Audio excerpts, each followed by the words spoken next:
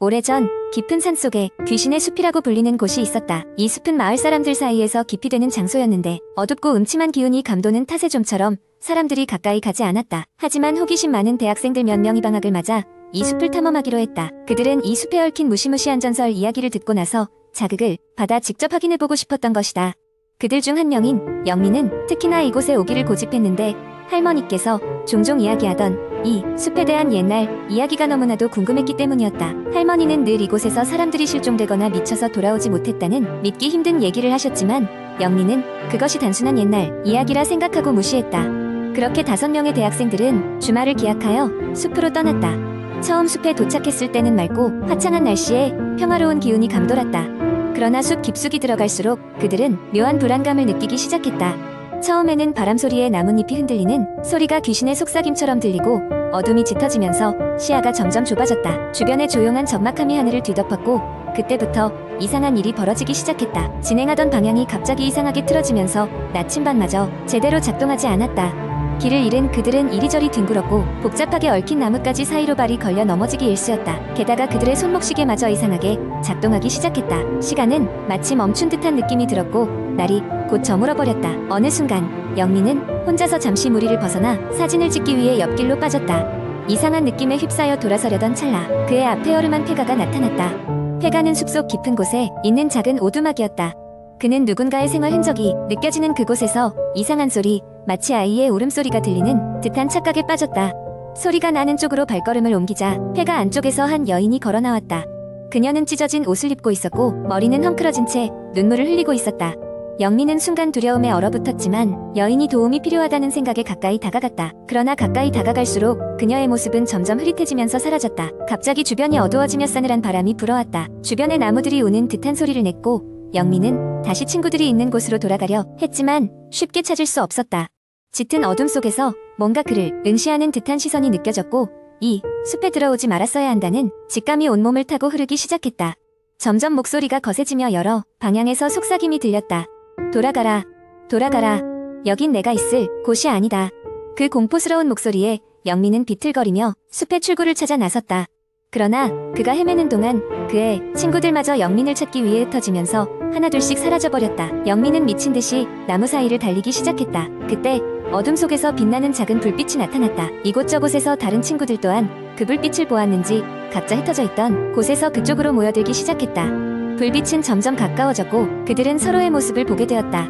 그러나 그들은 누군가가 부족하다는 것을 깨달았다.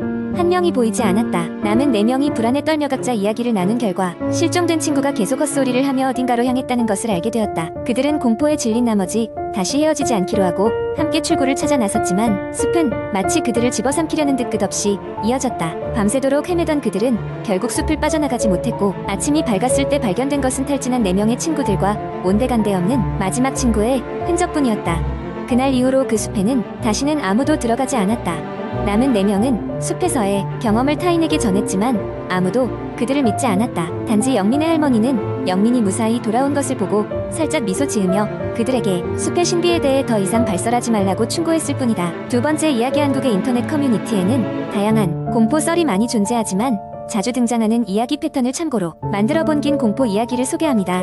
어느 날 밤 나는 오랜만에 고향 친구들과 만나 술을 한잔 기울였다. 친구들과의 즐거웠던 시간을 뒤로하고 집으로 돌아오는 길이었다. 이미 시간은 자정을 넘어 새벽 1시를 향해 가고 있었고 버스는 끊긴 지 오래였다. 어쩔 수 없이 택시를 잡으려 했지만 이상하게도 거리는 한산했고 택시조차 쉽게 보이지 않았다. 조금 으슥한 동네로 접어든 나는 슬슬 걷기 시작했다. 골목을 찾아 집으로 향하는 지름길로 걷고 있을 때 문득 등 뒤에서 발소리가 들렸다.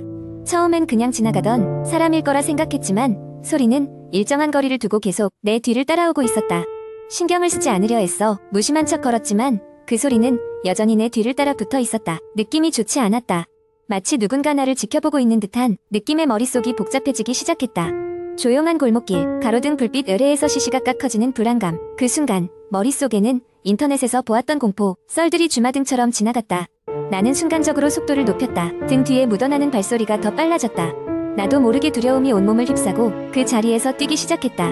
다행히 내 집은 얼마 남지 않았다. 미친 듯이 골목을 돌고 돌면서도 뒤를 돌아볼 여유조차 없었다. 다급하게 문 앞에 도착해 비밀번호를 누르고 들어가자마자 문을 닫았다. 심장이 미친 듯이 뛰고 있었고 숨을 헐떡이며 서 있었다. 드디어 안전하다는 안도감에 눈을 감고 한숨을 돌리려 했다. 그때 문 밖에서 누군가가 조용히 나지막히 웃는 소리가 들렸다.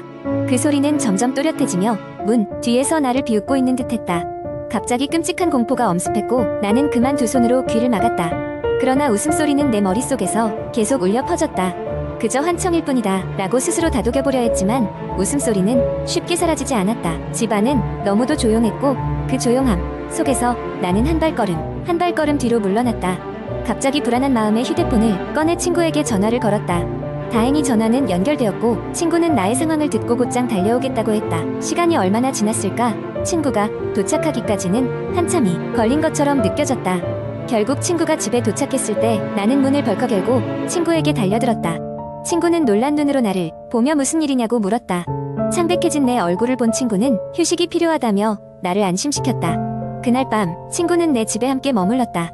침대에 누운 나는 여전히 그 웃음소리가 귀에 맴도는 듯한 기분의 잠을 이룰 수 없었다. 다음날 아침 밤사이의 일들은 꿈처럼 느껴졌다. 친구는 이미 출근을 위해 떠난 후였고 나는 혼자 집을 나서 회사로 향했다. 그러나 그날 이후 가끔씩 밤이 되면 여전히 누군가가 나를 지켜보고 있다는 느낌을 받을 때가 있었다.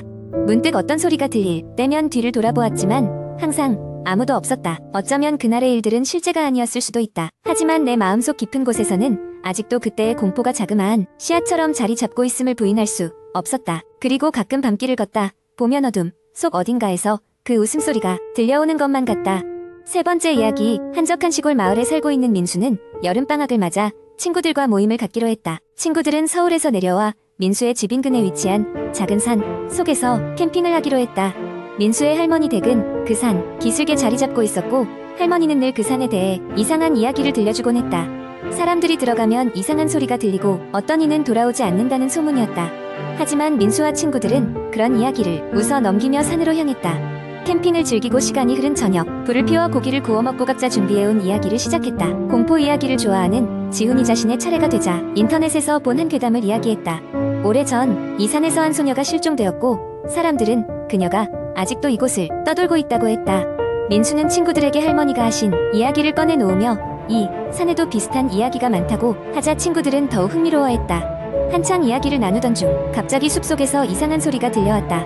바람소리인가 했지만 점점 가까워지는 발소리 같은 소리에 모두 긴장할 수밖에 없었다. 갑자기 숲의 어둠 속에서 붉은 불빛이 보였고 사람들이 깜짝 놀라 일어서려 했지만 민수는 저 불빛이 옛날 전설처럼 사람을 홀린다는 말을 떠올렸다.